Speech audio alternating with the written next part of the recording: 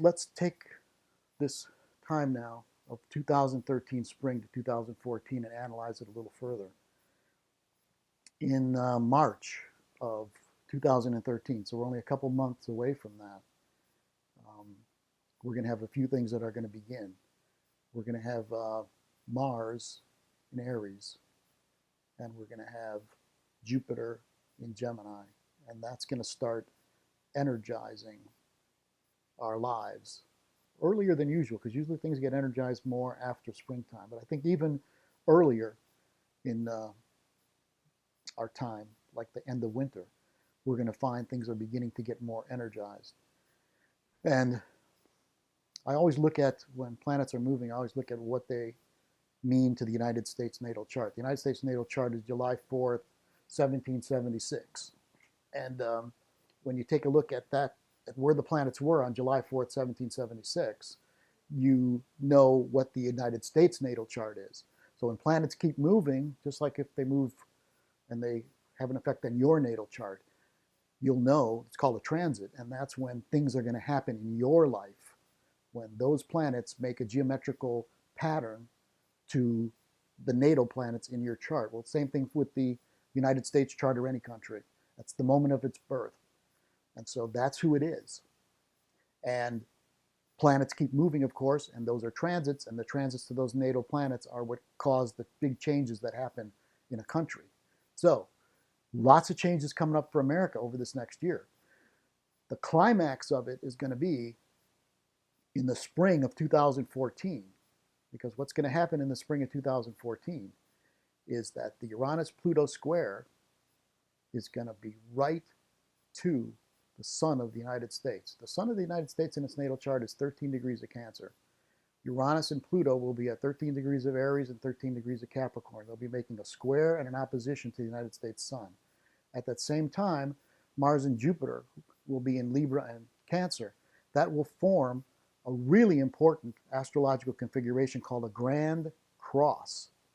And that Grand Cross will be making an aspect to the very center of who the United States is. Remember, the sun in your chart, the sun in a nation's chart, is the very center of who they are. Just like the sun is the center of the solar system and all the planets revolve around it, so it's true metaphorically. So the very center of who the United States is, its very purpose, its identity, is going to be drastically transformed during that time period and preceding that time period. I believe it's going to be one of the biggest crises that we've seen in our lifetimes around the state of the United States, of its condition. And I believe that this is all in the context of the changing of ages again.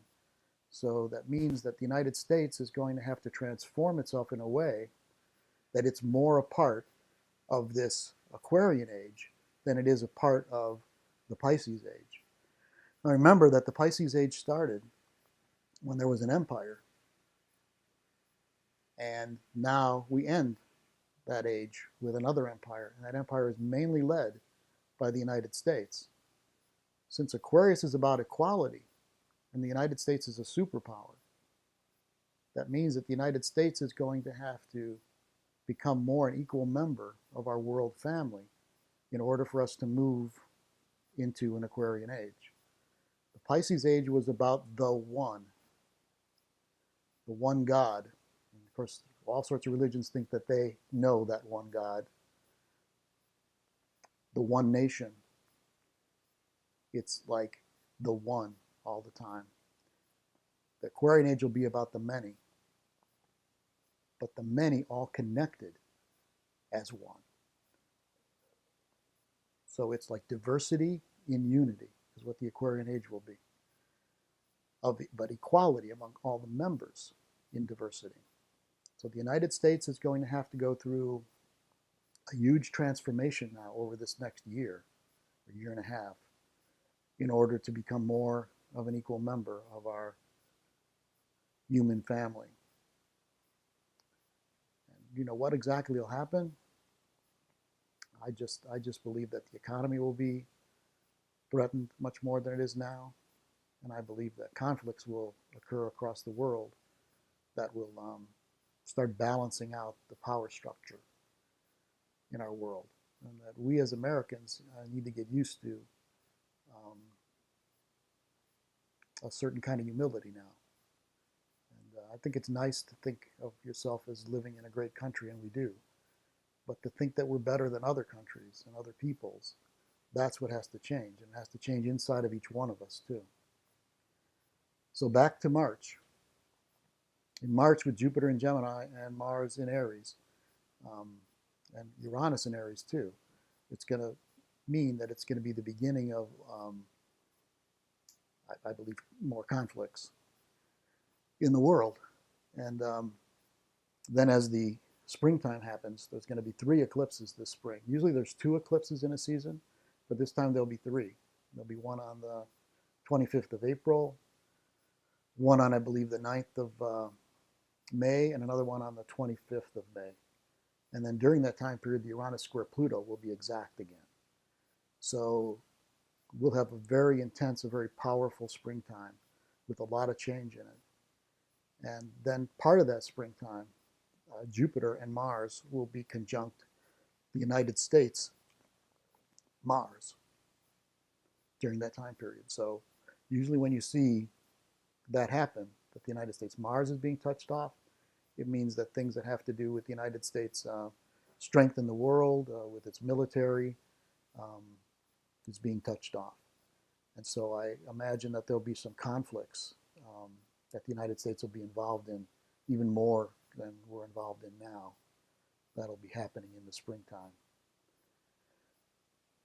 Then in the summer, things will continue to be quite hot as far as events and actions go in the world. And then in the autumn of 2014, another eclipse season. There'll be an eclipse at the end of October, and there'll be one on the 3rd of November, and the Uranus-Pluto will be right in there again. It'll be its next exact meeting will be on the 1st of November, just before that Scorpio new moon solar eclipse. That's what we had this last autumn, was a Scorpio new moon solar eclipse, and we're going to have another one. And those of you that remember back then, it was really a powerful time period. It's when Obama was about to be elected. You remember how intense that was getting between the different parties? And the Syria situation got really serious during that time period too. So this autumn is going to be a really powerful shift. Now I've got some concerns about that autumn. There's a lot of connections between President Obama and Abraham Lincoln. And just when you look at simply that Lincoln was around at the freeing of the slaves, and then Obama actually is the fruit of that work. He's the first African American to be president of the United States. Now there's a connection between Kennedy, Lincoln, and Obama that I see. President Lincoln was inaugurated in 1861. John Kennedy was inaugurated in 1961. President Obama was born in 1961. President Obama has been using the Lincoln Bible for his inauguration. He's the first president ever since Lincoln to use the Lincoln Bible for his inaugurations. And he quotes Lincoln all the time. And the week that he was elected the second time, President Obama, the Lincoln movie came out. So I see a lot of connections, perhaps a reincarnation, but I can't know that for sure. I just know that the connections are there between those two men. And when you throw Kennedy into the mix too, you see that Lincoln was the one who had the Emancipation Proclamation, freeing the slaves, and then Kennedy was the next president who was really important in civil rights. That's when the civil rights movement, Martin Luther King was around. That's what was happening at that time.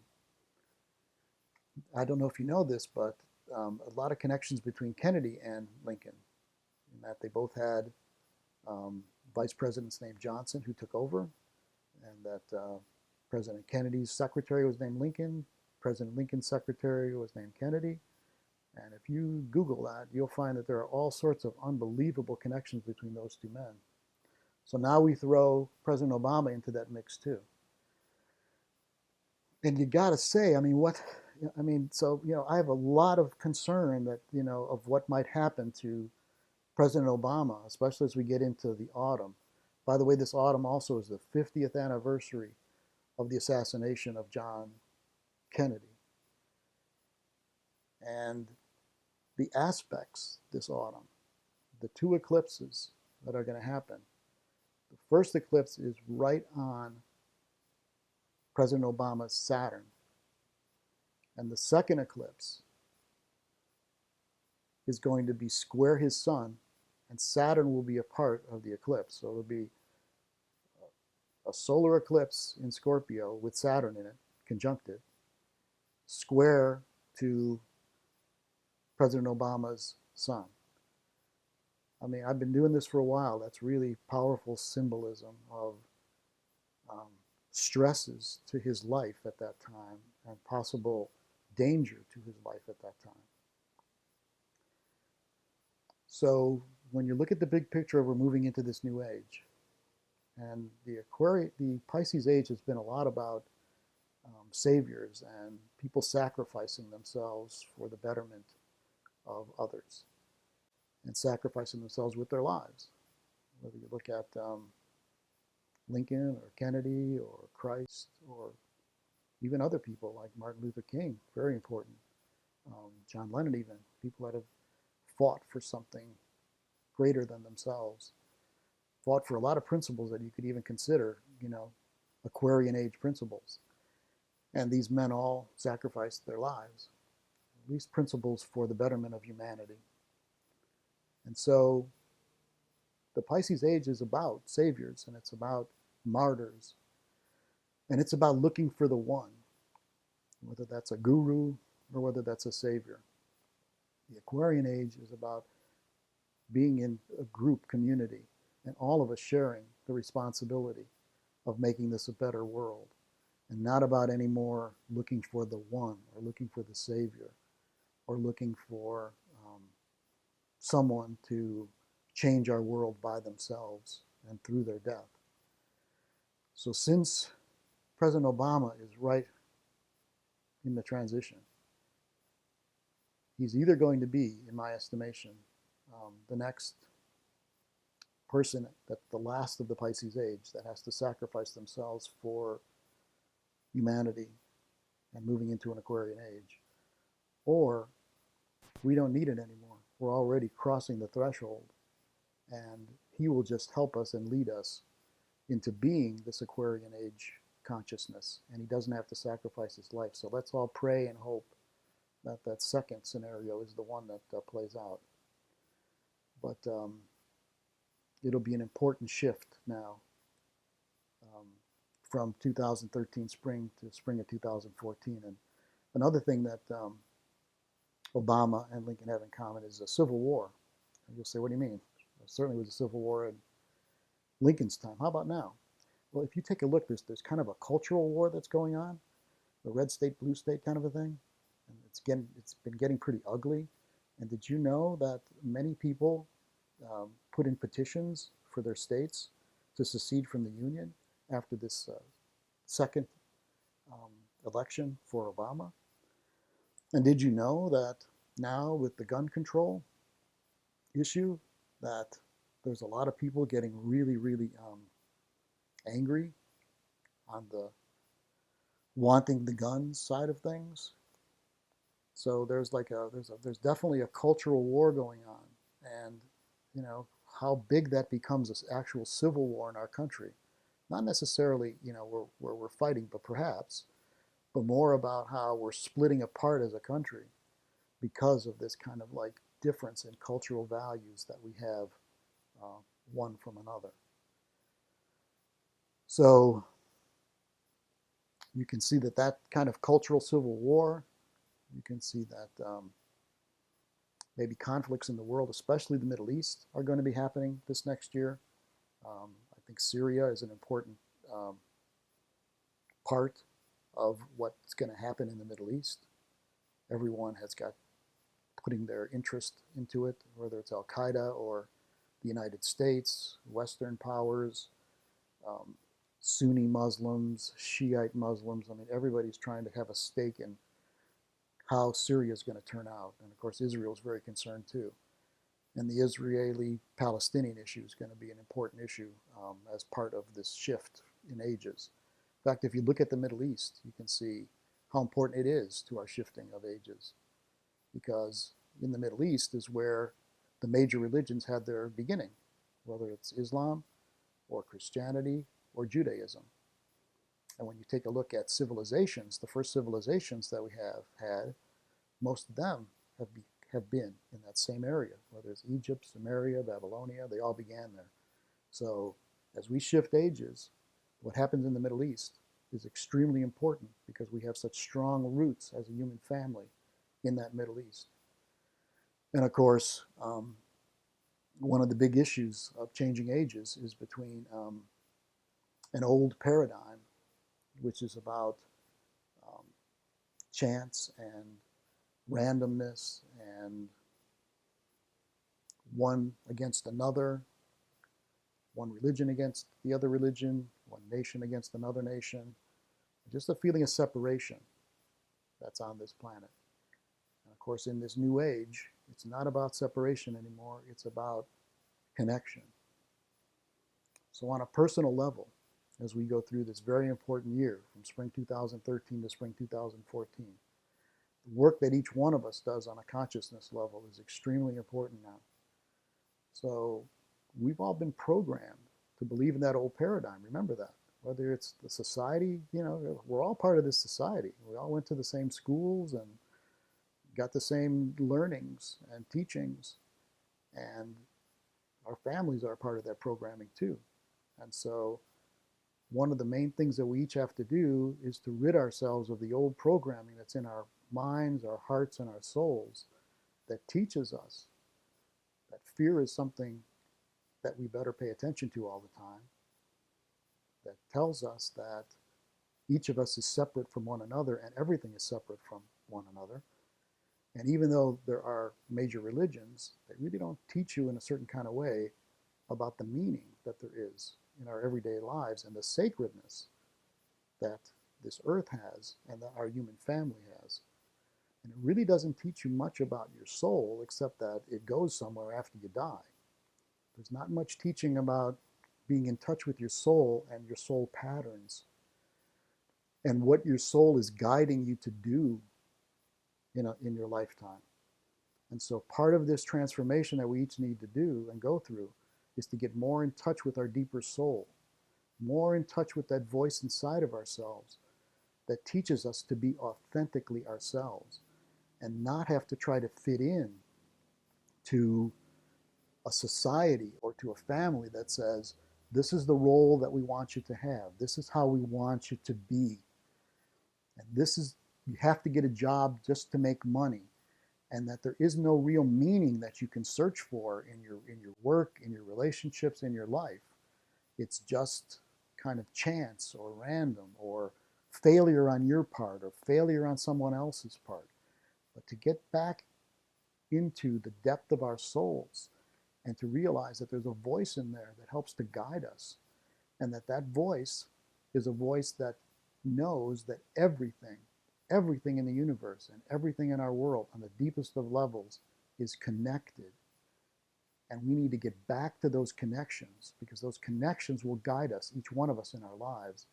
Those connections will let us know that you can see symbols and synchronicities and meaning to things, and that those messages will tell you where to go and what to do in your life.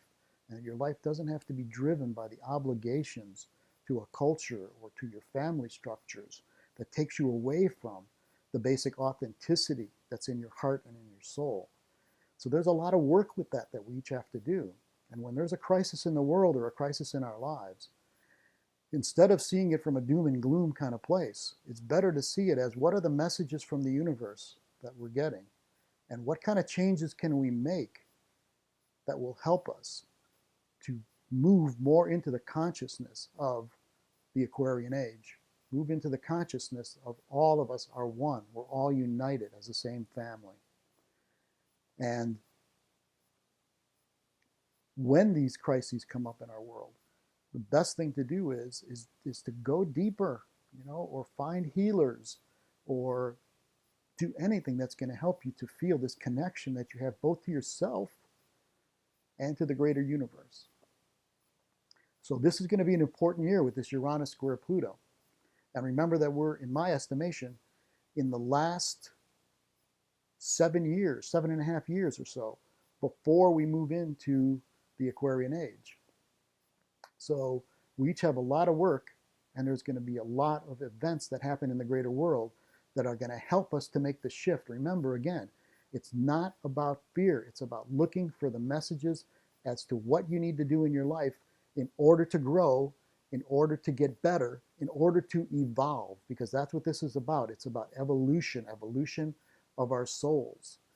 And so if you lose a job, let's say, or you have a relationship that goes sour, instead of seeing it as, oh my God, I really messed up, or oh my God, she really messed up, or oh my God, it's such bad luck that I have, all these things are not going to take you into a meaningful, sacred place.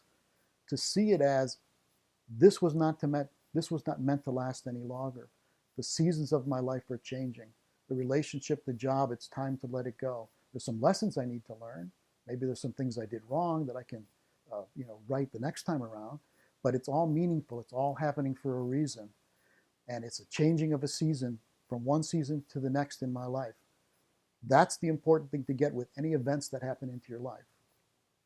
So again, this is a very important year that we're going to have, and I'm going to be doing these presentations every so often now as we go into different parts of this year to help us all to get a bigger picture for what's happening in our lives. So thank you very much.